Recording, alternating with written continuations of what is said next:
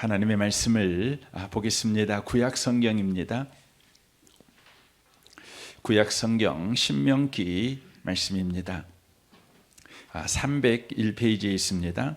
301페이지 신명기 26장입니다. 신명기 26장 1절에서 11절까지 기록된 말씀을 보겠습니다. 신명기 26장 1절에서 11절까지입니다. 함께 기록된 말씀을 읽도록 하겠습니다. 1절부터 읽겠습니다. 내 하나님 여호와께서 내게 기업으로 주어 차지하게 하실 땅에 내가 들어가서 거기에 거주할 때에 내 하나님 여호와께서 내게 주신 땅에서 그 토지의 모든 소산의 만물을 거둔 후에 그것을 가져다가 강주리에 담고 내 하나님 여호와께서 그의 이름을 두시려고 택하신 곳으로 그것을 가지고 가서 그때의 제사장에게 나아가 그에게 이르기를 내가 오늘 당신의 하나님 여호와께 아뢰나이다.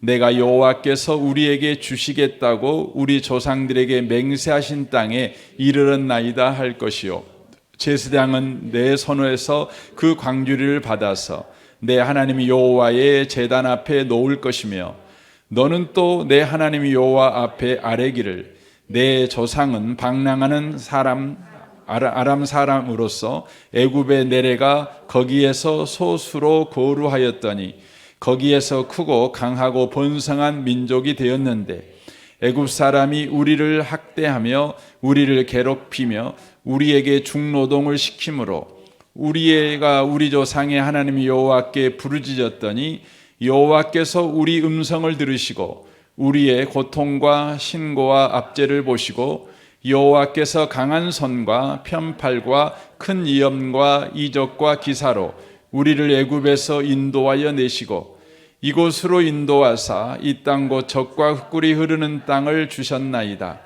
여호와여 이제 내가 주께서 내게 주신 토지 소산의 만물을 가져왔나이다 하고 너는 그것을 내 하나님 여호와 앞에 두고 내 하나님 여호와 앞에 경배할 것이며 내 하나님 여호와께서 너와 내 집에 주신 모든 복으로 말미암아 너는 내 이인과 너희 가운데 거류하는 객과 함께 즐거워할지니라. 아멘. 아멘. 함께 예배하는 모든 분들 가운데 이 말씀의 축복이 함께 하시기를 주님의 이름으로 축원합니다.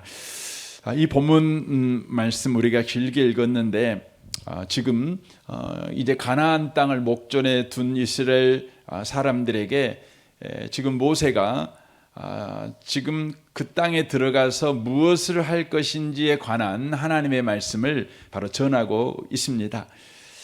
그러니까 그들은 가나안 땅에 들어가서 지금 행할 일을 듣고 있는데 오늘 본문 말씀은 감사절을 지킬 것을 지금 이야기를 하고 있습니다. 감사절에 수확한 수확물을 가지고 주님 앞에 이제 나아가지 않겠습니까?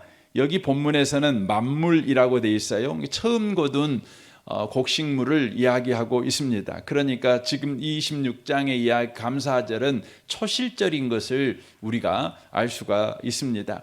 우리식으로 말하면 맥주 감사절이 되겠죠. 이제 수확한 수확물을 가지고 와서 하나님께 감사하는 것이죠.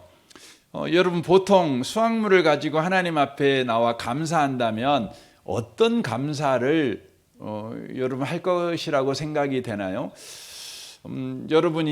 여러분과 제가 생각하는 수확물을 가지고 감사를 하나님께 한다면 하나님 이렇게 넉넉한 수확물을 거두게 하셔서 너무너무 감사합니다. 이 수확물은 다 하나님이 주신 것입니다 하고 하나님 앞에 감사드리지 않겠습니까?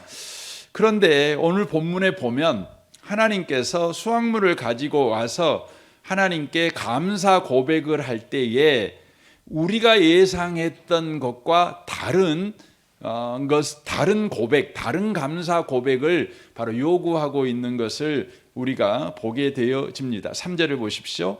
그때 제사장에게 나아가 그에게 이르기를 내가 오늘 당신의 하나님 여호와께 아뢰나이다.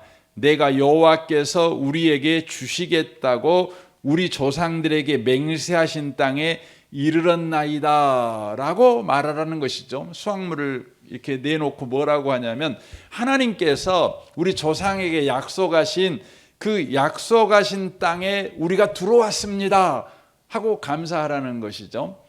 8절 보십시오. 여호와께서 강한 손과 편팔과 큰 위엄과 이적과 기사로 우리를 애굽에서 인도하여 내시고 이곳으로 인도하사 이 땅 곧 젖과 꿀이 흐르는 땅을 주셨나이다.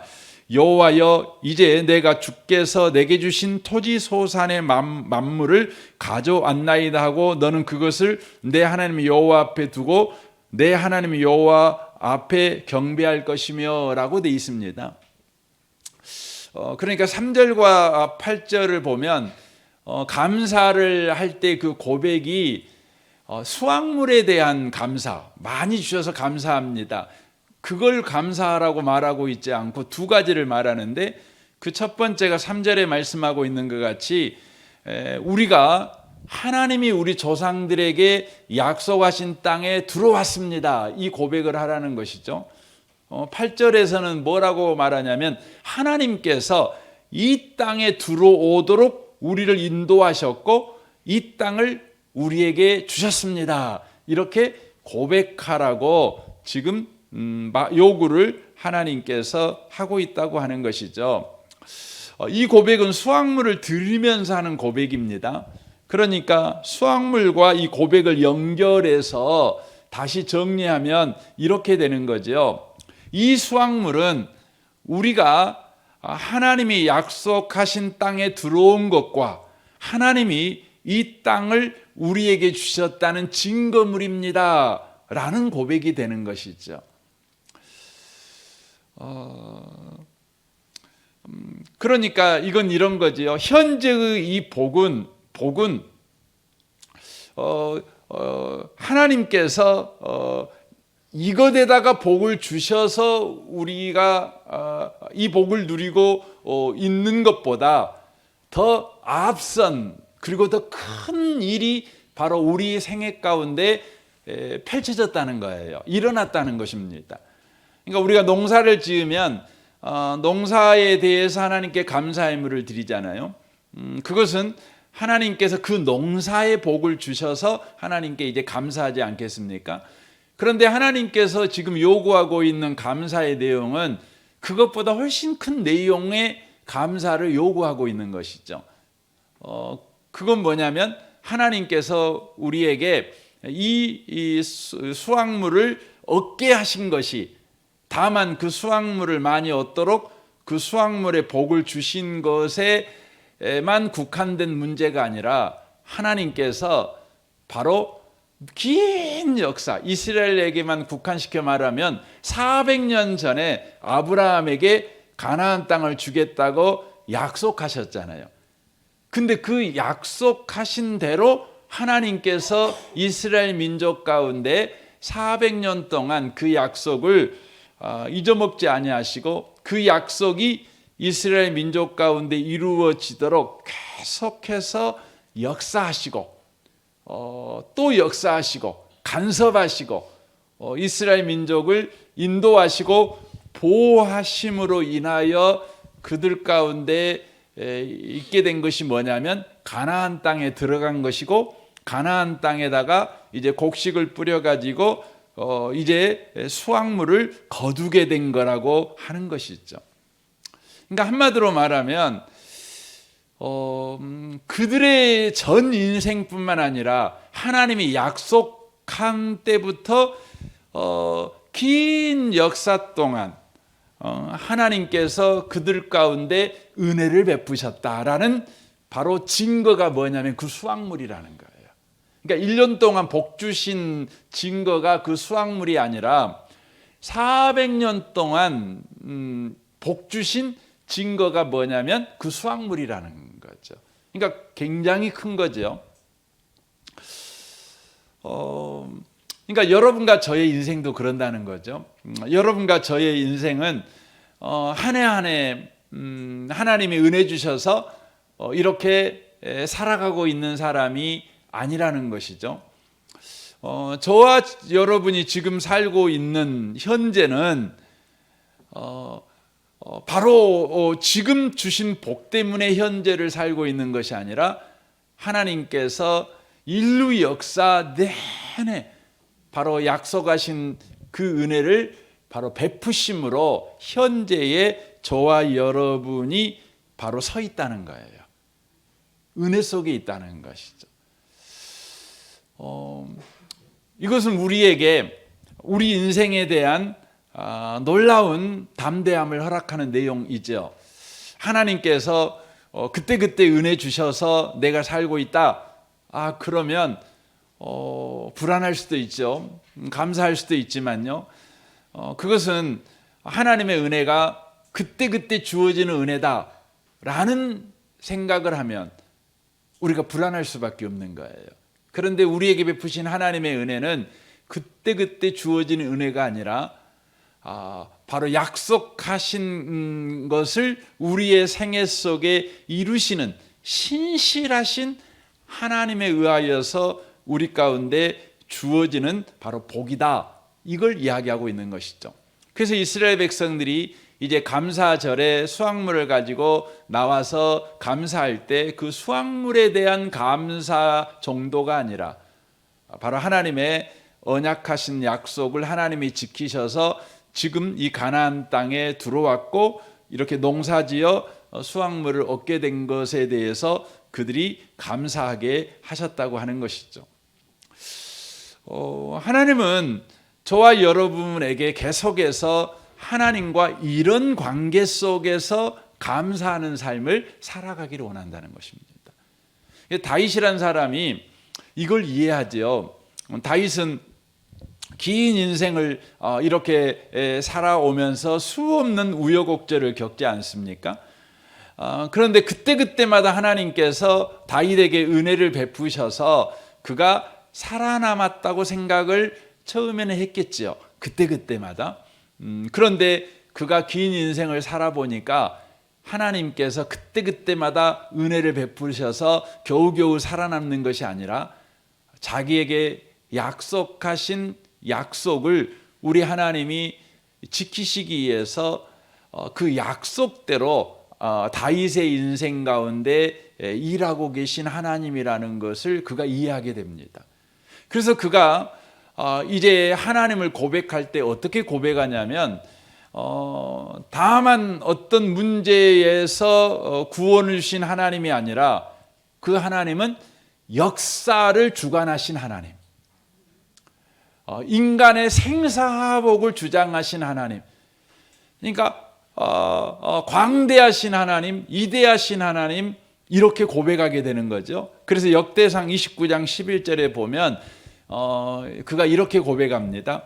여호와여, 이대하심과 권능과 영광과 승리와 위엄이 다 주께 속하였사오니 천지에 있는 것이 다 주의 것이로소이다.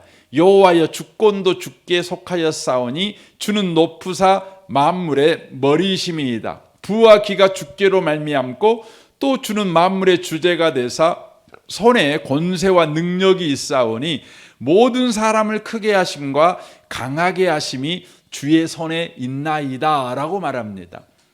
이 말은 다윗의 생애 속에서 다윗이 하나님을 어떤 하나님으로 알게 되었냐면 자신에게 주신 약속을 하나님은 지키시는 하나님이라는 걸 그가 이해하게 된 거예요.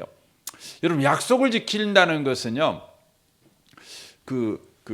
당장 내가 약속을 했어요. 1분 전에 약속했어요. 1분 전에 약속한 것을 1분 후에 지킨다는 것은 좀 쉬울 수 있어요. 그렇죠?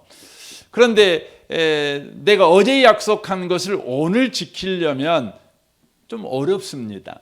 왜냐하면 어제 약속했을 때의 환경과 오늘 약속을 지키려고 했을 때 환경이 달라졌기 때문에 그래요. 그렇죠? 여러분, 오늘 약속한 것을 10일 후에 지킨다는 건 더 어려워져요. 1년 후에 지킨다는 것은 여러분 말없이 어렵죠. 당장 여러분 누군가에게 여러분이 1,000만 원을 꽂어요. 1년 후에 갚겠다고요. 1,000만 원을 꽂을 때 여러분 마음은 분명합니다. 반드시 1년 후에 1,000만 원 갚겠다. 이건 여러분 마음에 애누리가 전혀 없는 거죠. 확실합니다. 그런데요, 1년 후에 그 1,000만 원을 여러분이 갚으려면 그게 쉽지 않아요. 쉽지 않아요. 왜요? 꿀 때의 환경과 바꿀 때 환경이 달라져 버렸어요.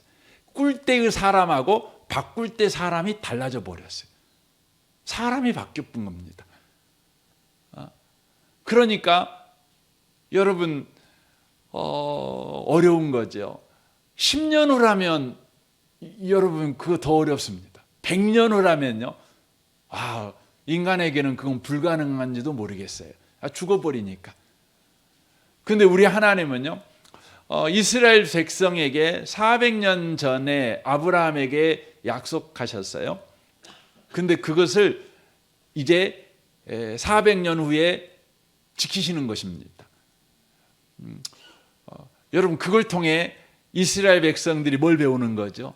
하나님은 약속을 지키신 신실하신 하나님이다. 그 고백이요, 우리의 감각과는 좀 다를 것입니다. 400년이라는 시간 간격 속에 일어나는 또 변화된 수없이 많은 조건과 환경과 상황, 또 사람, 여건들, 그런데 그것을 다 뚫고 기어이 약속을 지켜버린 것이죠. 이걸 여러분과 제가 알게 될 때에 이스라엘 백성들이 생각하는 그 하나님에 대한 생각은 많이 다를 것입니다. 그것은 자기 인생에 대한 관점도 바뀔 수밖에 없는 겁니다. 왜냐하면 이스라엘 백성들은 하나님의 약속 안에 있는 언약 백성이기 때문에 신실하여서 약속을 반드시 지키신 하나님, 1000년이 지나든 2000년이 지나든 그 약속을 반드시 지켜내는 실력을 가지신 하나님, 그리고 그 약속을 지킬 의지와 바로 성품을 가지신 하나님, 그 하나님 안에 있는 자기 인생을 생각할 때에 그들은 너무너무나 행복했을 것입니다. 너무너무나 소망이 가득 찼을 것입니다. 그리스도인 된 저와 여러분이 이 하나님을 알게 된다면 저와 여러분의 인생은 어제와 다른 인생을 살아갈 수밖에 없습니다. 내가 하나님의 약속 속에 있는 인생을 살고 있다. 그런데 나에게 약속하신 하나님이 이런 하나님이셔. 여러분 얼마나 여러분과 저에게 소망찬 인생을 살아갈 수밖에 없지 않겠습니까? 그래서 지금 감사절에 하나님께서 그들에게 말하는 건 니들 감사 똑바로 해. 감사할 때는 많이 해야 돼. 빼먹지 말고 너 확실하게 해. 이걸 지금 하나님께서 말씀하고 있는 것이 아니라 감사가 우리에게 유익이 되게 하시는 거예요. 뭐가 유익이 되는 겁니까? 하나님이 누구인지를 알고 감사하라는 거죠. 하나님이 너를 어떻게 대신 주신 분인가를 알고 감사하라는 거예요. 이게 감사에서 가장 중요한 바로 내용이 돼야 된다는 거예요. 그래서 6절부터 한번 봐보세요.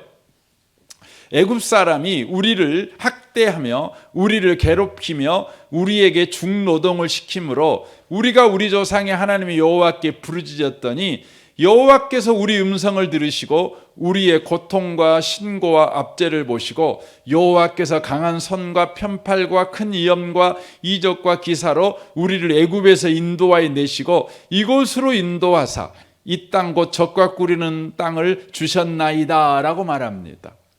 이스라엘 백성은 스스로 가나안 땅에 들어가는 실력이 없는 사람들이에요. 능력이 없는 사람이에요. 그들은 아브라함에게 하나님이 약속하신 것을 알고 있었습니다. 계속해서 조상으로부터 배워가다게 그렇습니다.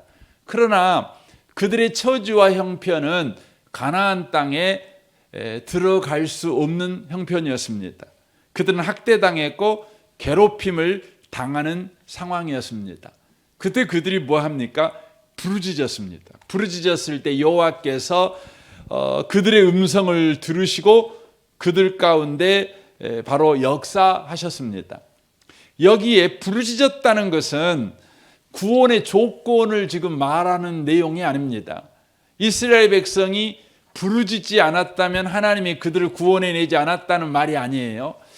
여기서 부르짖었다는 이 표현을 쓰는 것은 구원의 조건을 말하려고 하는 것이 아니라 이스라엘 백성들은 아무것도 할 수 없는 그런 무기력한 상태였다는 것을 표현하는 단어예요. 그들은 부르짖을 수밖에 없는 상황 가운데 처해 있었다는 거죠. 하나님이 약속하신 가나안 땅에 그들이 들어가는 일에 일조할 수 있는 어떤 헌신이나 열심이나 믿음이나 또 신실함이 그들 가운데는 하나도 없는 상태, 아무것도 할 수 없는 그런 절망적인 상태를 표현하는 단어가 바로 부르짖었다는 상태라고 하는 것이죠.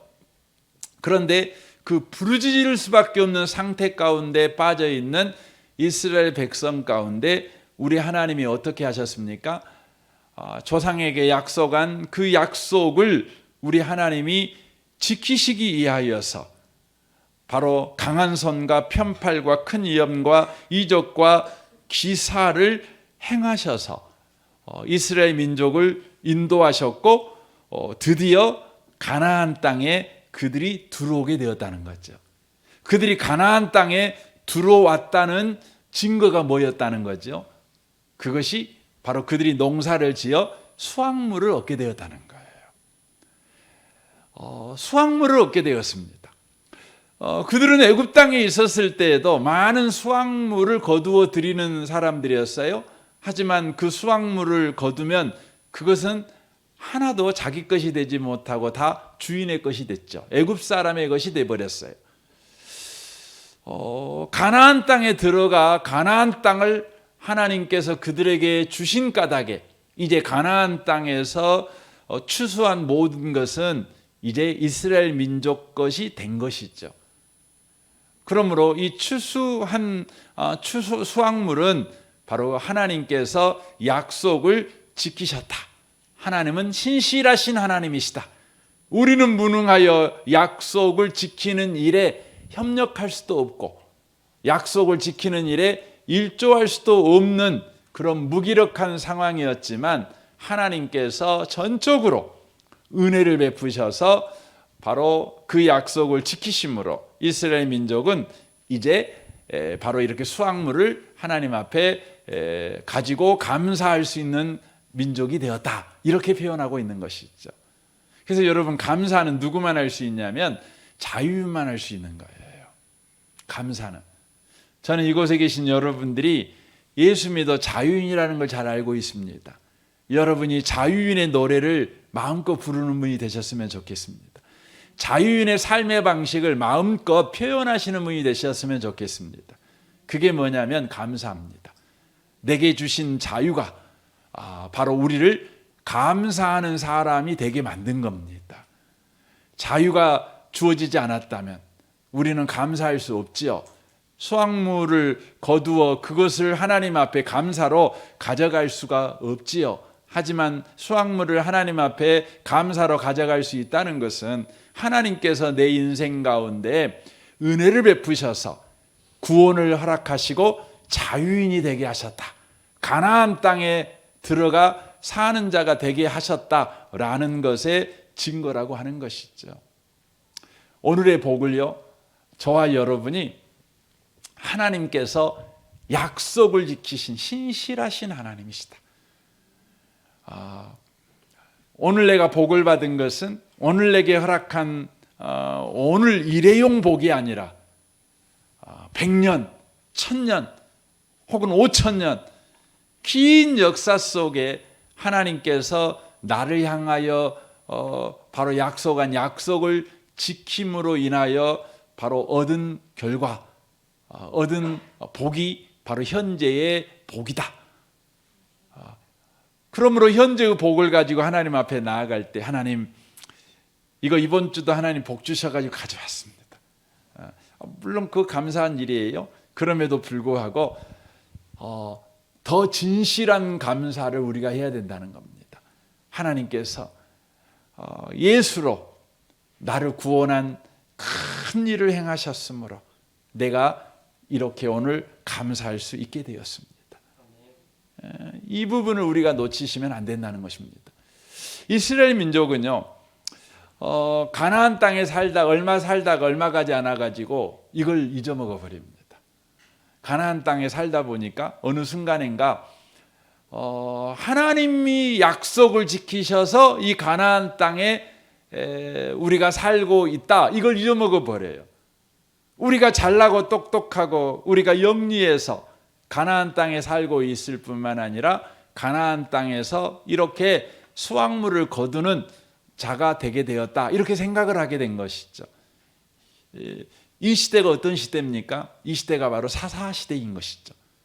그래서 사사기를 봐보십시오. 사사기 2장 7절 보십시오. 백성이 여호수아가 사는 날 동안과 여호수아 뒤에 생존한 장로들을 곧 여호와께서 이스라엘을 위하여 행하신 모든 큰 일을 본 자들이 사는 날 동안에 여호와를 섬겼더라, 이렇게 돼 있어요. 이스라엘을 위하여 행하신 모든 큰 일을 본 자. 여러분, 큰 일이 뭐죠? 하나님이 약속을 지키신 거예요.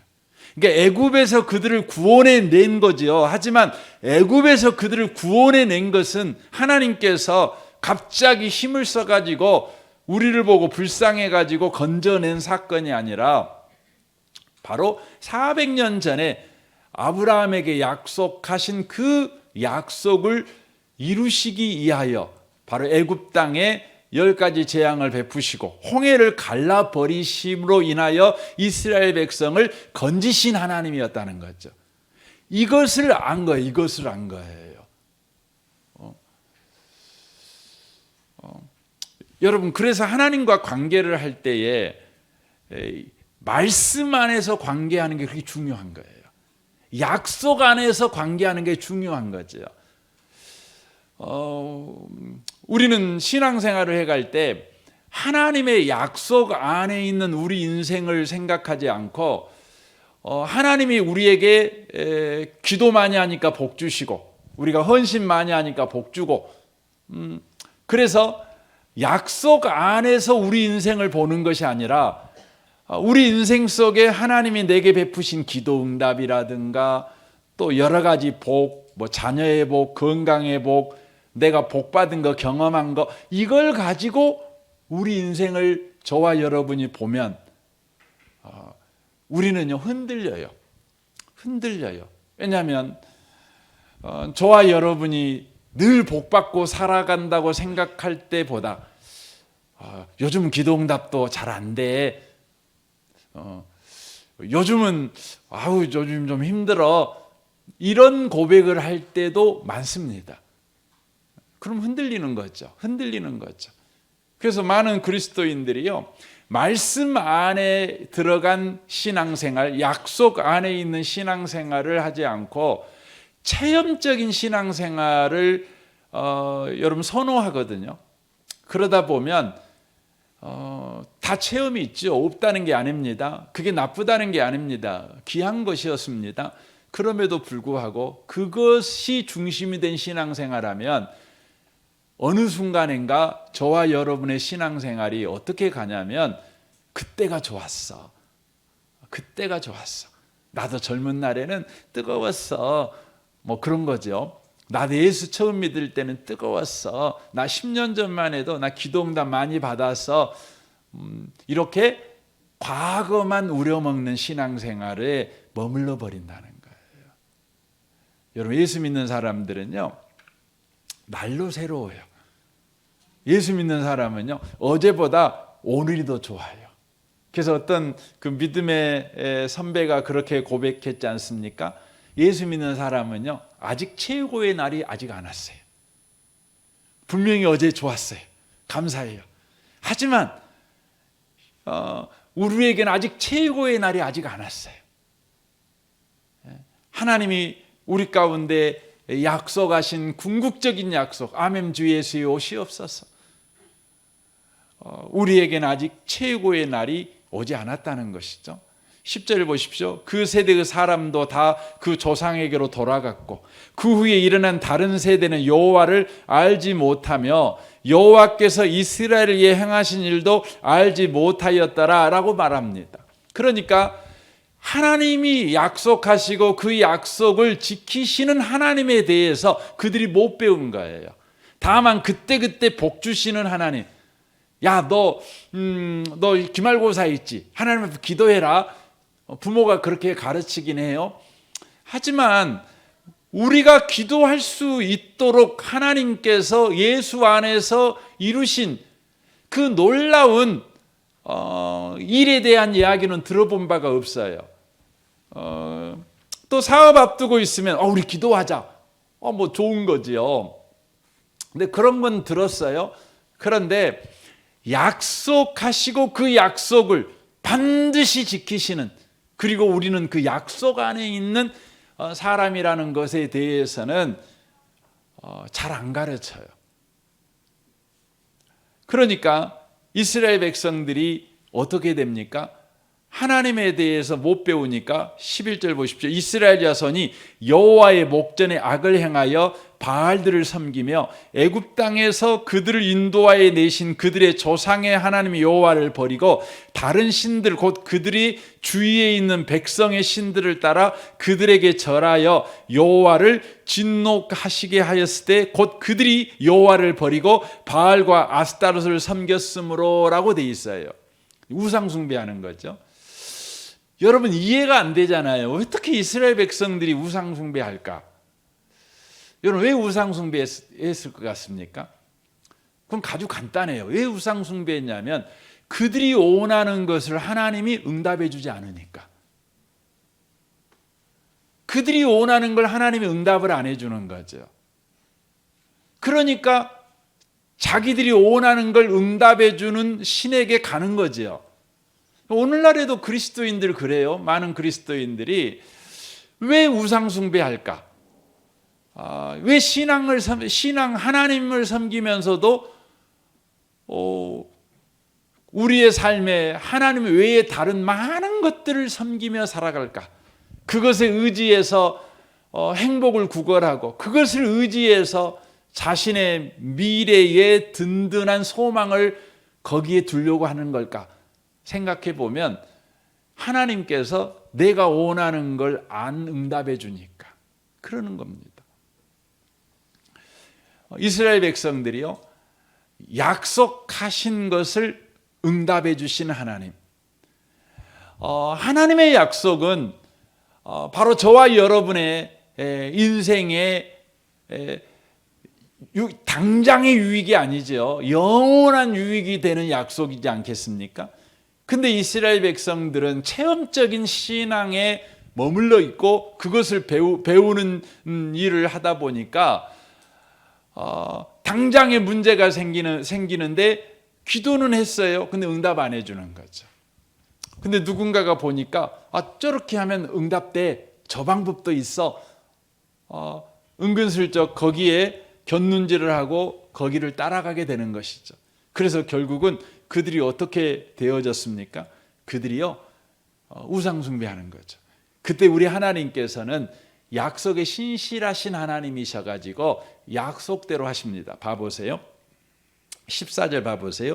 여호와께서 이스라엘에게 진노하사 노략하는 자의 손에 넘겨주사 그들이 노략을 당하게 하시며 또 주위에 있는 모든 대적들의 손에 팔아 넘기심에 그들이 다시는 대적을 당하지 못하였으며 그들이 어디로 가든지 여호와의 손이 그들에게 재앙을 내리시니 곧 여호와께서 말씀하신 것과 같고 여호와께서 그들에게 맹세하신 것과 같아서 그들의 괴로움이 심하였더라라고 되어 있어요. 여러분 하나님은 우리에게 복 주실 때도 어떻게 복 줘요? 약속대로 복 줘요. 근데 저주를 할 때도 어떻게 저주하셔요? 약속대로 저주하셔요. 그 말은 곧 우리에게 우리에게 가르치려고 하는 거죠. 복 받든지 저주 받든지 하나님의 목적은 뭐죠? 하나님이 누구이신지를 저와 여러분이 배우기를 원하셔요. 하나님은요, 약속대로 하시는 분이셔요. 그러니까 이스라엘 백성들이 하나님을 떠나지요. 우상 숭배하죠. 하나님이 자기가 원하는 걸 안 들어주니까 자기가 원하는 신을 만들어가지고 그 앞에 엎드리는 거죠. 그러니까 하나님께서 그들을 저주해 버리시고 그들과 관계를 끊어버리시는 것이 아니라 하나님은 그들을 버리지 않죠. 그들을 떠나지 않죠. 그 증거가 뭐예요? 약속대로 그들에게 재앙을 내리시는 거예요. 여전히 그들은 어디 안에 있는 거예요? 약속 안에 있는 거예요. 그들은 약속 안에 있는 거예요. 그러니까 하나님께서 예수 믿는 저와 여러분에게 가르치려고 하는 게 뭐냐? 이렇게 감사를 할 때에도 수확물을 가지고 감사할 때도 다만 아이고 하나님 이렇게 복 주셔가지고 감사합니다. 뭐 그거 감사하는 거 감사하지요. 귀한 거지요. 그럼에도 불구하고 하나님은 저와 여러분이 다만 그것에 대한 감사가 아니라 우리의 전 인생, 아니 우리의 전전 인생, 우리의 천년 전에까지부터 이 복을 주기 위해서 하나님이 약속을 지켜온 하나님이라는 거, 이걸 알고 하나님 앞에 그걸 감사하기를 원하신다는 거예요. 마귀는 오늘도요, 저와 여러분이 하나님을 떠나도록 우리 계속 속삭이죠. 마귀의 궁극적인 목적은 뭐냐면 하나님 떠나게 하는 거죠. 저와 여러분은 하나님을 떠날 수 없죠. 왜냐하면 하나님이 저와 여러분을 안 떠나니까. 그러니까 떠날 수는 없습니다. 그럼에도 불구하고 떠났다는 느낌은 들게 만들 수 있어요. 마귀가요. 언제 저와 여러분이 떠났다는 느낌을 들까요? 감정이 들까요? 베드로전서 5장 5절 한번 봐보세요. 하나님은 교만한 자를 대적하시되 겸손한 자들에게는 은혜를 주시느니라. 그러므로 하나님의 능하신 손 아래에서 겸손하라. 때가 되면 너희를 높이시리라. 너희 염려를 다 주께 맡기라. 그가 너희를 돌보심이라. 근신하라. 깨어라. 너희 대적 마귀가 우는 사자같이 두루 다니며 삼킬 자를 찾나니 너희는 믿음을 굳게 하여 그를 대적하라 라고 되어 있습니다. 우리 대적 마귀가 우는 사자같이 두루 다닌대요. 여러분, 마귀가 두루 다닌다는 말은 뭐냐면 저와 여러분을 계속 찾아 우리 주변에서 계속해서 속삭인다는 걸 말을 하는 것이죠. 마귀가 속삭이는 내용은 에덴 동산 이후로 한 번도 변화된 적이 없어요. 마귀는 창의력이 없거든요. 마귀는 창조주가 아니기 때문에 창의력이 없어요. 마귀는 언제나 똑같은 방법으로 우리를 유혹하죠. 그런데 우리가 그 유혹에 넘어갑니다. 마귀가 하는 유혹이 뭘까요? 네가 하나님이 되라 이거죠. 그러니까 네가 하나님 없이 스스로 독립해라, 이걸 가르치는 거죠. 그때 우리는 그 마귀의 말에 쫓아가지요. 내 능력과 내 실력으로 얼마든지 내가 원하는 인생을 만들어낼 수 있다, 이 생각이 저와 여러분에게 들어오는 것이죠. 그때 우리는 어떤 문제가 생기냐면 저와 여러분의 감정이, 저와 여러분의 느낌이 하나님에게서 떠났다는 생각이 들어요. 하지만 하나님은요, 저와 여러분을 떠나지 않죠. 여러분이 하나님을 떠난 것 같이 생활할지라도 하나님은 다양한 방식으로 저와 여러분을 다루셔요. 매를 때리기도 하죠. 하지만 그것들이 모두 다 하나님의 약속 안에 있는 것을 쓰신다는 거예요. 약속 밖으로 여러분을 던져버리지는 않으신다고 하는 것이죠. 그래서 저와 여러분의 인생에서 끊임없이 기억해야 되는 게 뭐냐면 내가 지금 서 있는 이것은 내가 잘나고 내가 우수하고 내가 현명하고 내가 하나님 앞에 믿음 있는 삶을 살아서 현재에 서 있는 것이 아니라 하나님이 약속하시고 그 약속에 신실하신 하나님인 까닭에 내가 이 자리에 서 있다는 것을 하나님은 잊어먹지 않기를 원하셔요. 그래서 여러분 구약 성경을 보면 끊임없이 구약 성경 속에서 이스라엘 백성에게 이거 기억해야 돼, 이것은 꼭 기억해야 되고 계속 이야기하는 내용이 있어요. 이야기하는 사건이 있어요. 그게 뭐냐면 출애굽 사건이에요. 출애굽 사건을 계속 이야기를 합니다. 그래서 성경에 보시면 신명기는 뭐 말할 것도 없이 계속 이야기를 하죠. 계속 이야기를 하고요. 여호수아도 죽을 때에 그가 유언을 하잖아요. 그런데 오늘날 선택해라 이렇게 말을 할 때에 그가 무슨 이야기는 하나님이 누구인지를 소개를 합니다. 그리고 네가 하나님 선택할래 아니면 강 저편에 있는 우상을 선택할래 둘 중에 하나 선택해 라고 말할 때 여호수아가 소개하는 하나님이 누구시냐면 바로 애굽에서 이스라엘을 건져내신 하나님이셔요. 그리고 가나안 땅에 들어오게 하신 하나님이셔요. 그것은 애굽에서 이스라엘 백성을 구원해 내신 하나님이라는 사건을 사건을 일으키신 하나님을 믿어라 이걸 이야기하는 게 아니에요. 뭔 이야기를 하냐면 약속하시고 그 약속을 역사 속에 성취하시는, 역사 속에 개입하셔서 인생의 생사화복을 주장하시는 그 하나님을 여호수아가 소개하고 있는 거예요. 그래서 하나님은 약속을 반드시 지키신 하나님이라는 것을 어느 누구도 부정할 수 없는 바로 역사적 사건이 뭐냐? 출애굽 사건이라는 거예요. 출애굽 사건이. 출애굽 사건은 여러분 인류 역사가 존재하는 한 그건 지워버릴 수 없는 사건 아니겠어요? 그건 부정할 수 없는 사건이에요. 근데 그 부정할 수 없는 사건은 딱 한 가지 방법으로밖에 해석이 안 돼요. 뭔 방법입니까? 바로 아브라함에게 약속하셨고 그 약속하신 것을 하나님께서 이루신 사건. 이루신 사건. 그렇게밖에 해석이 안 되는 거죠. 그래서 여러분 이 사무엘상에 보면 사무엘이 이제 사역을 내려놓습니다. 그가 내려놓고 이제 왕이 세워지잖아요.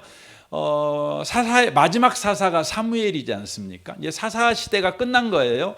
그래서 사무엘이 이제 내려놓는 거죠. 사무엘이 내려놓을 때 마지막 고별 설교가 여러분 뭡니까? 고별 설교가 뭐냐면 하나님만 섬기라는 거예요. 그런데 왜 하나님만 섬겨야 되느냐? 그 이유를 예를 들어 설명하는 게 뭐냐면 출애굽시킨 하나님. 이 하나님을 소개해요. 왜 출애굽시킨 하나님을 소개한다고요?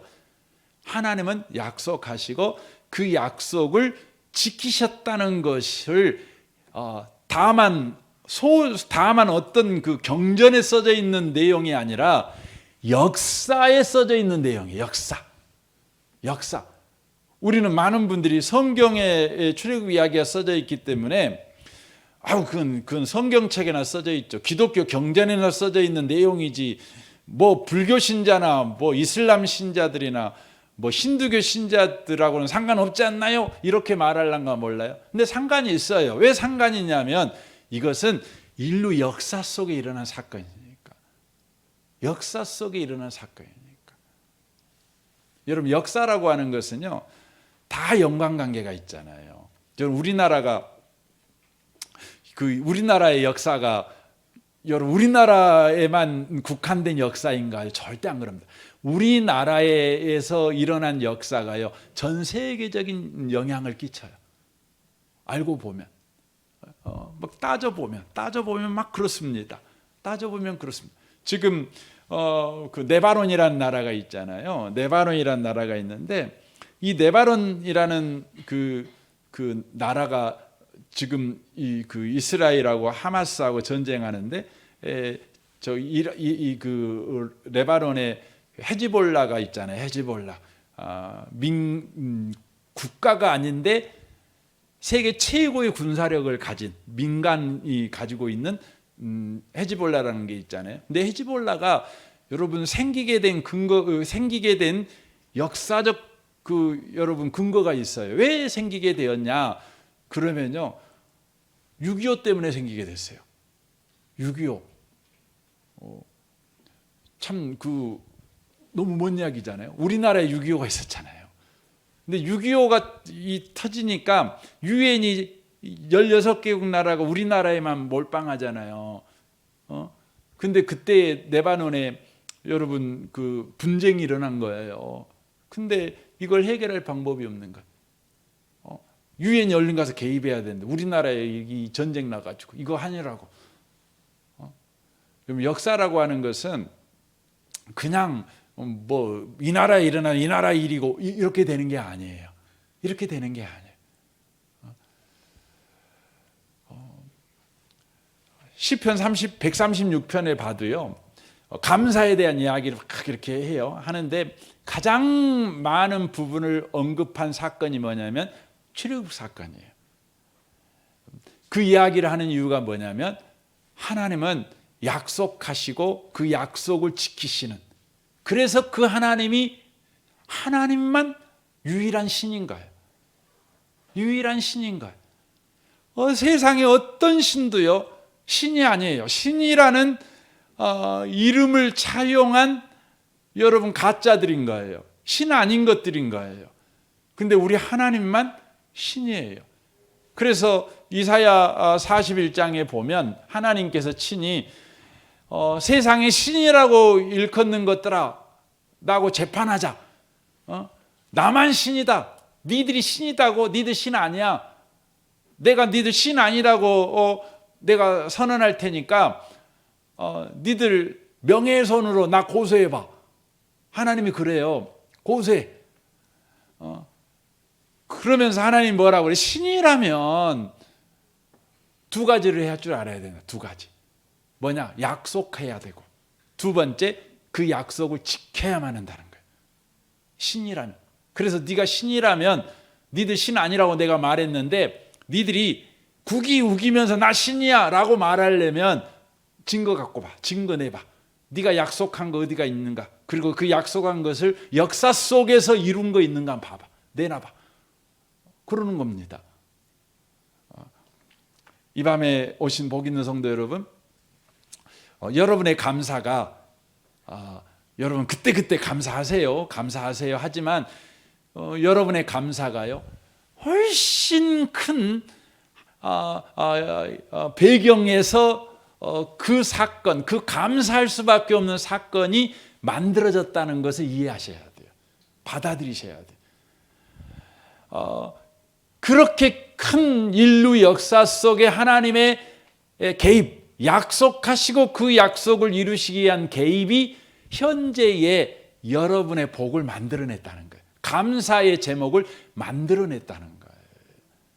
이걸 저와 여러분이 놓치지 않으셔야 돼요. 그래서 예수를 믿고 이렇게 살아갈 때 여러분의 신앙의 깊이가 깊어지면은요, 감사가 훨씬 깊어져요. 훨씬 감사에 대한 그 크기가 커져요. 하나님에 대한 이해의 폭이 커졌으니까. 이해의 폭이 커졌으니까. 옛날에는 당장 주신 거에 감사했어요. 밥 한 그릇 주셔서 감사합니다. 우리 그 정도 했어요. 근데 점점 자라면서 올 1년 동안 지켜주셔서 감사합니다. 이렇게 했어요. 근데 점점 신앙의 깊이가 깊어지면 10년 동안 지켜주신 거 감사하고, 내 인생 전체 속에서 나를 지켜주심에 감사하고, 근데 더 깊어지면 저와 여러분이 끝내는 어떻게 감사하냐면 예수 안에서 감사해요. 예수 안에서 감사한다는 게 뭐죠? 그것은요, 여러분 2000년 전에 예수가 십자가에 죽었잖아요. 2000년.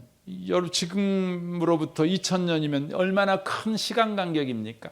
그런데 이제 저와 여러분이 신앙의 깊이가 있다 보니 2000년 전에 예수께서, 하나님께서 바로 이 구약 처음부터 약속했던 그 약속을 예수 안에서 성취하시고, 그 성취하신 예수 안에 내 인생이 있는 거예요. 내 인생이 있는 거예요. 이걸 보고 감사하는 거죠. 감사하는 거죠. 그러니까 여러분과 저들이 인생을, 우리 인생, 남은 인생 볼 때요, 얼마나 희망찹니까? 우리 인생 예수 안에 있는데, 하나님의 약속 안에 있는데요. 이 밤에 오신 복 있는 분들이 감사가 이렇게 깊어지고 높아지고 넓어지고 이렇게 길어지는 그런 놀라운 수준의 감사가 저와 여러분의 인생에 있으시기를 주님의 이름으로 축원합니다. 아멘. 우리 같이 기도하겠습니다.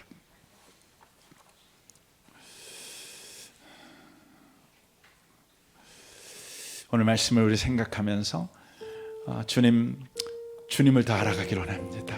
하나님이 누구신지 더 알아가기를 원합니다. 약속대로 우리 인생 가운데 일하시는 하나님을 계속해서 알아가 우리의 감사의 깊이와 높이와 수준이 더 넓어지고 깊어지고 높아지고 넓어지는 은혜를 허락하여 주옵소서. 그리하여 우리 인생을 바라보는 태도와 관점이 바뀌게 하여 주옵소서.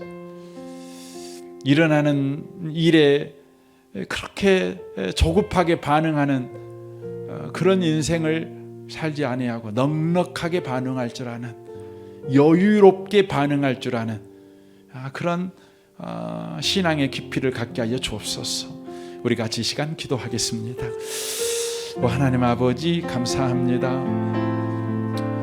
우리에게 베푸신 은혜가 얼마나 큰지, 우리가 현재 누리고 있는 이 은혜가 다만 오늘 급조되어 우리에게 부어진 은혜가 아니라 수천 년, 수만 년 전에 하나님께서 약속하시고 그 약속을 이루시기 위하여 우리 가운데 그 긴 시간 동안 일하신 것이 현재의 복을 만들어낸 것을 보게 되었습니다.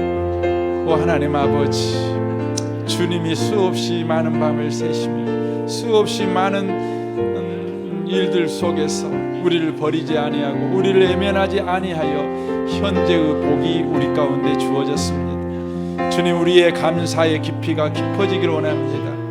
하나님 아버지, 그렇게 되어지기를 원합니다. 역사하시옵소서. 역사하시옵소서. 하나님 아버지, 우리가 복받고 살아가고 있으니 얼마나 감사한지 모르겠습니다. 그런데 우리에게 주어진 현재의 복이 다만 급조되어 부어진 복이 아니라 하나님께서 창세전부터 예수 안에서 우리를 향한 놀라운 계획을 세우시고 그 계획을 우리 인생 가운데 이루시기 위하여 수없이 많은 밤낮 속에서, 수없이 많은 사건 사고 속에서도, 수없이 많은 환경의 변화에서도 우리 주님께서 포기하지 아니하시고 신실하신 주님이 우리의 인생 속에 그 약속을 이루심으로 현재의 복이 우리에게 주어졌음을 우리가 듣게 하셔서 감사합니다. 우리가 현재 복을 받고 살아가는 것이 하나님의 약속 안에 있다는 증거입니다. 하나님의 약속대로 일하시고 있다는 증거입니다. 그러므로 우리의 남은 인생도 안심할 수 있습니다. 우리의 남은 인생도 감사할 수 있습니다. 우리의 남은 인생도 확신 가운데 주님 찬양하며 그 길을 걸어갈 수 있습니다. 우리는 그때그때 상황에 따라, 형편에 따라 복을 받고 혹은 애면을 받으며 그렇게 살아가고 있는 인생이 아닙니다. 우리는 하나님의 약속 속에 있는 인생입니다. 주여, 이것을 놓치지 않고 그렇게 삶을 살아가게 하시고 또 누군가를 대할 때도 그런 넉넉함과 여유로움과 풍성함으로 대하며 살아가는 우리가 되게 하여 주옵소서. 주님을 찬양합니다. 예수님의 이름으로 기도합니다. 아멘. 아멘.